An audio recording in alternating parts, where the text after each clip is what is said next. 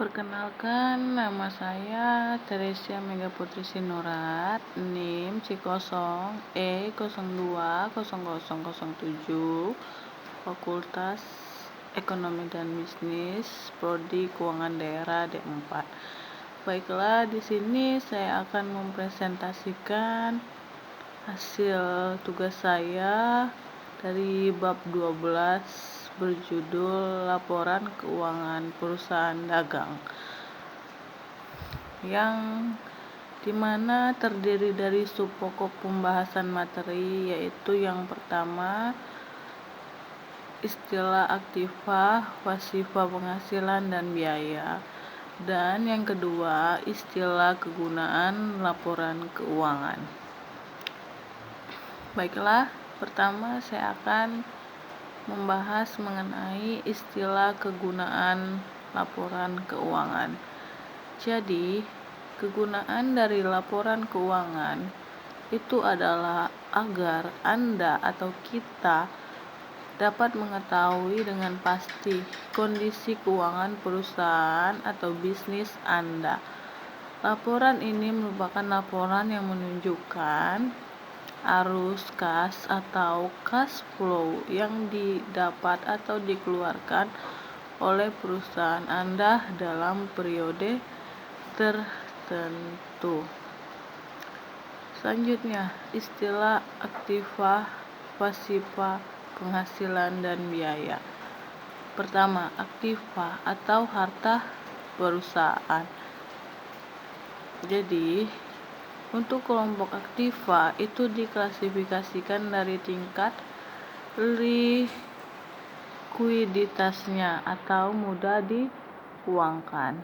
Kemudian, klasifikasi untuk aktiva itu adalah terdiri dari dua macam, yaitu yang pertama aktiva lancar atau current asset, dan aktiva tetap atau fixed asset. Selanjutnya, aktiva lancar. Jadi, aktiva lancar itu terdiri dari semua aktiva yang mudah dijadikan uang dalam jangka waktu yang relatif pendek.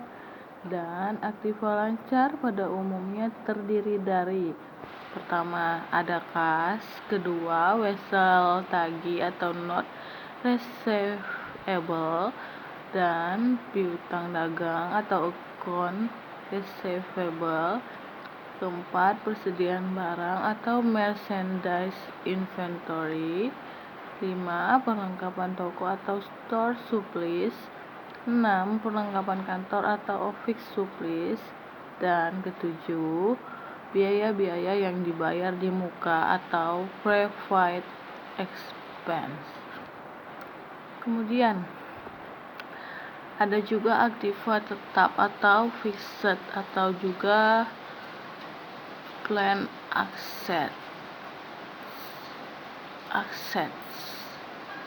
yang terdiri dari aktiva yang sifatnya relatif tetap dan mempunyai jangka waktu perputaran lebih dari 1 tahun. Aktiva ini dapat berwujud atau tidak berwujud. Kemudian, aktiva tetap pada umumnya terdiri dari pertama, peralatan kantor atau office equipment, kedua, alat mengangkut atau delivery equipment, ketiga, gudang atau building, keempat, mesin-mesin atau machinery, dan yang kelima, ada alat-alat atau tools. Kemudian, pasiva. Jadi, pasiva atau liabilities itu adalah kewajiban perusahaan yang harus dibayarkan kepada pihak ketiga atau kreditur.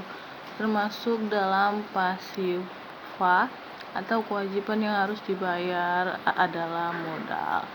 Selanjutnya, pasiva atau liabilities itu sesuai dengan jangka waktu atau umumnya dibagi dalam dua bagian, yaitu ada utang jangka pendek atau current liabilities, dan ada juga utang jangka panjang atau long term liabilities. Selanjutnya, utang jangka pendek atau short term liabilities, yaitu utang yang harus segera lunasi. Paling lambat umur dari utang ini adalah 1 tahun. Yang termasuk utang jangka pendek itu diantaranya adalah utang wesel atau wesel berbayar, kemudian utang dagang atau account payable, dan yang ketiga biaya-biaya yang harus dibayarkan. Selanjutnya, utang jangka panjang atau long term liabilities itu adalah yang termasuk utang ini adalah semua utang yang pembayarannya relatif lama, seperti utang obligasi atau bond payable, utang hipotek atau mortgage payable, dan sebagainya. Oke, baiklah, sekian presentasi dari saya. Semoga bermanfaat. Terima kasih.